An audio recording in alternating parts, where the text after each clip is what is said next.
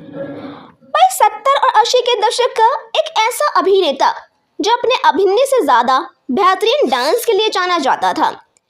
Hindi cinema का पहला dancing superstar जो चार्मिंग जैक के नाम से मशहूर हुआ था।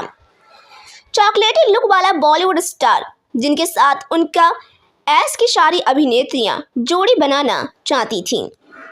लेकिन क्या आप जानते हैं कि इनकी पर्सनल लाइफ हमेशा विवादों से घिरी रही। भाई इन्होंने अपने दोस्त की गर्लफ्रेंड के साथ शादी करने की कोशिश की और साथ ही साथ अपने बचपन की गर्लफ्रेंड को भी धोखा दिया।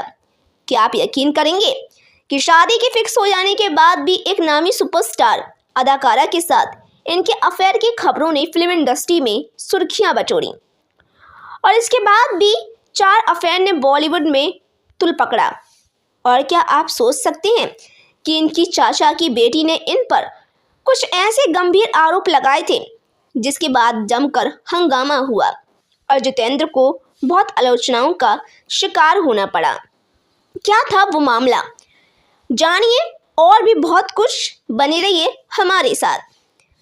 भाई जितेंद्र भारतीय सिनेमा का एक ऐसा नाम जिन्होंने अपनी अदाकारी ही नहीं बल्कि अपने डांस के जरिए अपनी पहचान बनाई। एक चौल से निकलकर भारतीय सिनेमा में धूम मचाने वाले इस अभिनेता की कहानी भी किसी फिल्मी कहानी से कम नहीं है। इससे पहले कि हम चर्चा करें इनकी ज़िंदगी से जुड़े कुछ अनसुने किस्सों की, तो चलिए जानते हैं कि जितेंद्र का कैसे फिल्म में आना हुआ। भाई 7 अप्रैल 1942 को अबीबा बजती अमृतसर में पिता अमरनाथ और माता कृष्णा कपूर के घर एक बेटे का जन्म हुआ जिनका नाम रेव कपूर रखा गया। इनके जन्म के 1 महीने बाद ही इनका परिवार अमृतसर छोड़ मुंबई चला गया। मुंबई आने के बाद ये अपने परिवार के साथ एक चौल में रहा करते थे। इनकी पढ़ाई हुई सेंट मेरीसेंट गॉड से। अजीब इत्तेफाक रहा, सिद्धार्थ कॉलेज में इनकी दोस्ती हुई काका यानी कि राजेश खन्ना से। भाई राजेश खन्ना और रवि कपूर दोनों बचपन के दोस्त थे। इनके पिता और चाचा दोनों ही फिल्मों के लिए एमिटेशन ज्वेलरी बनाने और बेचने का काम करते थे। फिल्म इंडस्ट्री में आर्टिफिशियल ज्वेलरी लेकर अक्सर जितेंद्र को भेजा जाता था। बड़े अलग अलग स्टूडियो में जाया करते थे। एक बार हुआ था कि ये पहुंच गए महान फिल्म मेकर बी शांताराम के स्टूडियो में। इन्होंने ज्वेलरी दे दी पर इन्हें स्टूडियो में दाखिल नहीं होने दिया गया। इनका मन था कि ये शूटिंग देखें। फिर धीरे धीरे उन्हें शूटिंग देखने का मौका भी मिला। पर फिल्म शूटिंग से ये इतना प्रभावित हुए कि इन्होंने भी फिल्मों में अभिनय करने का भाई फैसला कर डाला। जी हाँ दोस्तों, पर इनकी कभी हिम्मत नहीं हुई कि एक इच्छा किसी को भी बता पाएं। पर एक बार बी शांताराम तक ये बात किसी तरह पहुंची गई तो उन्होंने रवि कपूर को अपने स्टूडियो बुला लिया और एक जूनियर आर्टिस्ट का रोल ऑफर किया। अरे भाई जितेंद्र वो रोल एक्सेप्ट कर लिए। कहते हैं कि बी शांताराम ने उनका स्क्रीन टेस्ट किया और 30 बार टेक के बाद भी वो अपना डायलॉग नहीं बोल पाए। इस फिल्म का नाम था नौरंग।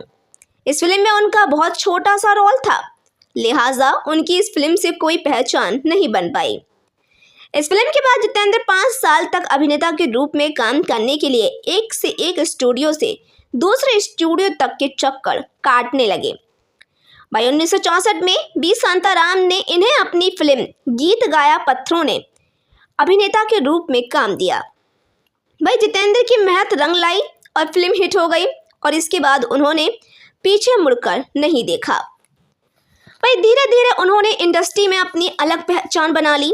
उन्हें लगने लगा 250 फिल्म में काम किया जिनमें से कई सुपर डुपर हिट साबित हुई।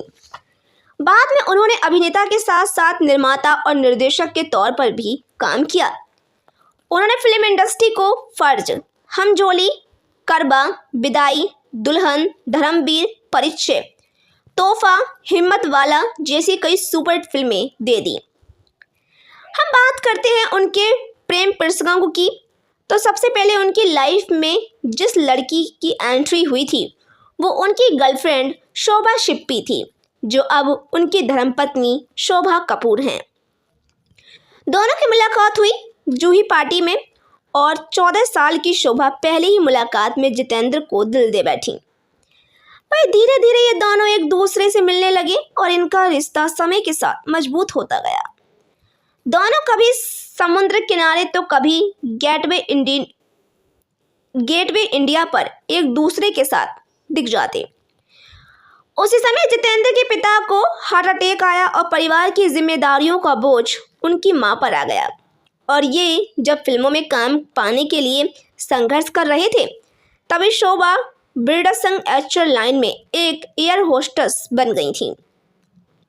भाई जॉब की वजह से शोभा को अक्सर विदेश में रहना पड़ता था और अब वो चाहकर भी जितेंद्र से नहीं मिल पाती थी। इन्हीं दूरियों के बाद दरार बनी वो अभिनेत्रियां जिनके प्यार में पड़कर जितेंद्र शोभा को भुलाने को तैयार हो चुके थे।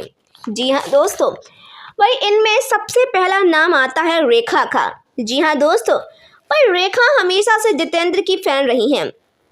जानकार बताते हैं कि रेखा उनकी तस्वीर तकिए के नीचे रखकर सोया करती थी। जब उन्हें जितेंद्र के साथ काम करने का मौका मिला तो वह अपनी भावनाओं को छुपा नहीं पाई। भाई 1972 में बी.एन. घोष ने इन दोनों को लेकर फिल्म बनाई एक बेचारा। इस फिल्म की शूटिंग शिमला में हुई और यहीं से दोनों के बीच अफेयर की खबरें उड़ने लगीं। भाई फिल्म की शूटिंग के दौरान दोनों का ही नज़दीक आ गए। फिल्म एक बेचारा हिट रही और इसी के साथ इन दोनों की जोड़ी भी हिट होती गई।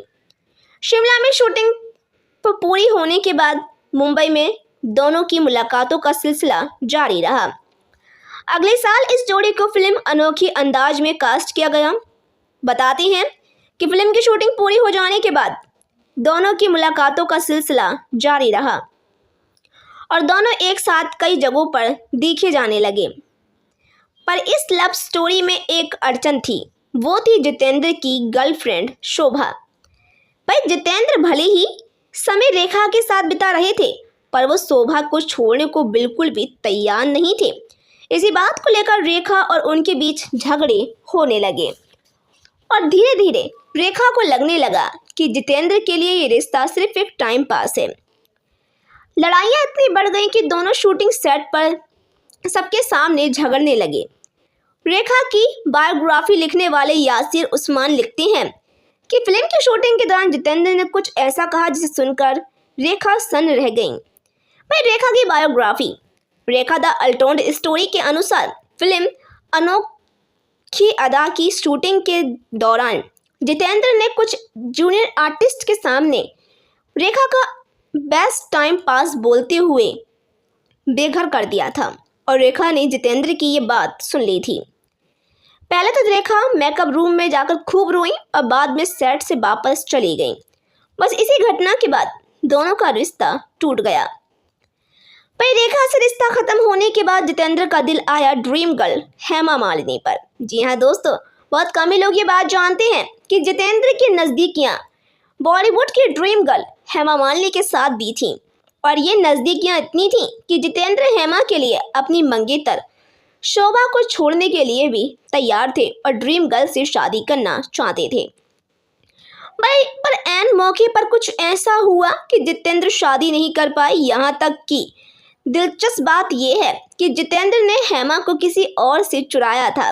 दरअसल हेमा मालिनी से संजीव कुमार प्यार करते थे और बहुत शर्मीले थे और अपने दिल की बात कह नहीं पा रहे थे, तो उन्होंने अपनी बात हेमा तक पहुंचाने के लिए सहारा लिया। जी हाँ दोस्तों, ये बात भी बहुत कम लोग जानते हैं। अपने दोस्त जितेंद्र का उन्होंने सहारा लिया पर जितेंद्र ने संजीव कुमार का हाल दिल बताने की जगह अपना दिल खोल कर रख दिया। ये बात है दोस्तों 1973 में फिल्म दुल्हन की शूटिंग के दौरान की। दोनों को साथ समय बिताने का मौका मिला। हालांकि वो ये भी जानते थे कि हेमा जितेंद्र को पसंद करती हैं, पर हेमा के माता पिता धर्मेंद्र के शादीशुदा होने की वजह से हेमा के साथ उनके रिश्ते बिल्कुल खिलाफ थे। हेमा की मां को जैसे ही पता चला कि जितेंद्र उनकी बेटी को पसंद करते हैं तो उन्होंने उनकी शादी जितेंद्र के साथ कराने का फैसला किया। और इसके लिए दोनों फैमिली मद्रास के लिए रवाना हो गई। इसी बीच न्यूज़पेपर के जरिए ये खबर मुंबई पहुंच गई।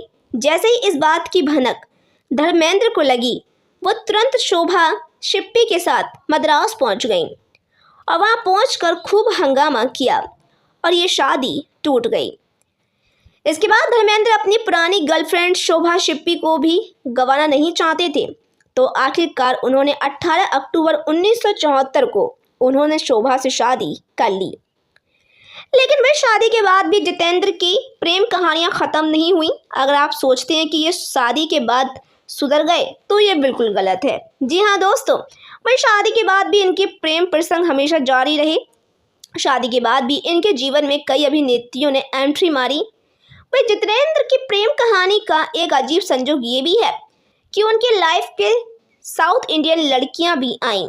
साउथ इंडियन अभिनेत्रियों में रेखा और रहमा के कुछ वर्षों बाद अगला नंबर आप श्रीदेवी का कहा जा सकता है कि जितेंद्र श्रीदेवी को लेकर भी काफ़ी सीरियस थे और ये वक्त रहते मगर शोभा कपूर ने उन्हें आड़े हाथों ले लिया तो मामला काफ़ी आगे बढ़ जाता है। हुआ यूं कि साल 1983 में हिम्मत वाला फिल्म रिलीज हुई। इस फिल्म में जितेंद्र और श्रीदेवी की जोड़ी थी। भाई कहते हैं कि श्री पहले से ही फैन थी जितेंद्र की। भाई श्रीदेवी को लेकर काफ़ी संजीदा हो गए थे भाई जितेंद्र। भाई फिल्म हिम्मत वाला की शूटिंग के दौरान इन दोनों के अफेयर की खबरें सामने आने लगी। खबरें ये भी थी कि फिल्म के डायरेक्टर के राघवन से जितेंद्र ने ही श्रीदेवी को इस फिल्म में लेने के लिए कहा था। इनके अफेयर की खबरें शोभा को पता चली, लेकिन धैर्य जवाब दे दिया और जितेंद्र ने उनका तनाव बढ़ गया। इस तनाव को दूर करने के लिए जितेंद्र ने प्लान बनाया और श्रीदेवी को अपने घर बुलाकर अपनी पत्नी से मिलवाने की कोशिश की। लेकिन वह शोभा कपूर और बेटी एकता कपूर ने उनकी ऐसी खातिरदारी की कि श्रीदेवी सालों बाद भी नहीं भुला पाई। जी हाँ दोस्तों, ये बात बहुत कम ही लोग जानते हैं कि जितेंद्र ने श्रीदेवी को अपने घर पर इनवाइट किया था और यही मुलाकात जितेंद्र और श्रीदेवी के बीच खटास का कारण बन गई। भाई श्रीदेवी ने अपने एक इंटरव्यू में कहा था कि उनके और जितेंद्र के बीच कुछ ऐसा नहीं है और लोगों को ये खबरें ना फैलाने को कहा। वो उन लड़कियों में से बिल्कुल नहीं है जो किसी का बसा बसाया घर तोड़कर अपना घर बसाने की सोचें। और तब श्रीदेवी ने यह भी स्वीकार किया कि वो बॉलीवुड में कामयाबी की जितेंद्र की शुक्रगुजार हैं। श्रीदेवी के अनुसार जितेंद्र उनके फेवरेट स्टार थे और उनके साथ उनका एक खास किस्म का रिश्ता था। फिर स्टारडम मिलने के बाद श्रीदेवी ने जितेंद्र से दूरियां बनानी शुरू कर दी तो जितेंद्र को ये बेहद नागवारा गुजरा। कहने वाले तो ये भी कहते हैं कि पत्नी शोभा के दबाव के कारण जितेंद्र ने श्रीदेवी को खुद अपने आप से दूर किया और उसके लिए उन्होंने इस्तेमाल किया जयाप्रदा का। वही जानकार बताते हैं कि जितेंद्र श्रीदेवी को जलाने के लिए जयाप्रदा के करीब आए थे। जितेंद्र ने श्रीदेवी से बदला लेने के लिए जयाप्रदा का यूज़ किया, लेकिन जितेंद्र ये सिलसिला भी ज़्यादा दिनों तक नहीं चला पाए और जयाप्रदा को भी ये समझ आने लगा कि जितेंद्र बस उनका इस्तेमाल कर रहे हैं। इसके बाद जयाप्रदा भी उनसे धीरे धीरे अलग हो गई और अपने करियर पर बिजी हो गई। पर कुछ दिन रीना रॉय का भी नाम जितेंद्र के साथ जुड़ा। रीना रॉय जब शत्रुघ्न सिन्हा के साथ ज़्यादा सीरियस थी, ये किस्सा ज़्यादा आगे नहीं बढ़ पाया। इन सभी किस्सों के सालों बाद 75 वर्ष की उम्र में जितेंद्र एक बार फिर बुरी तरीके से विवादों में फंसते आए जब उनकी चाचा की बेटी ने गंभीर आरोप लगाए। पीड़िता ने अपने माता पिता की मृत्यु के बाद पुलिस के शिकायत दर्ज कराने का फैसला किया ताकि उन्हें अपने भतीजे की करतूत जाकर ज़्यादा तकलीफ न पहुंचे। भाई जितेंद्र ने इन सभी आरोपों को झूठा बताया। इसी पुराने मामले में सालों बाद आरोप लगने से जितेंद्र की पर्सनल लाइफ फिर से तमाशा बनती दिखी। ये कह सकते हैं कि जितेंद्र और विवादों का चोली दामन का साथ रहा है और इसी वजह से वो बॉलीवुड के सबसे विवादित स्टार्स में से एक कहे जाते हैं। तो फिलहाल दोस्तों, आप इस पर क्या कहेंगे? अपनी राय हमें कमेंट बॉक्स में ज़रूर बताएं। अगर दोस्तों आपको हमारी वीडियो अच्छी लगी हो तो प्लीज़ मेरी वीडियो को लाइक कर दें एंड चैनल को सब्सक्राइब करें। मिल दूंगी आपसे एक नई वीडियो में।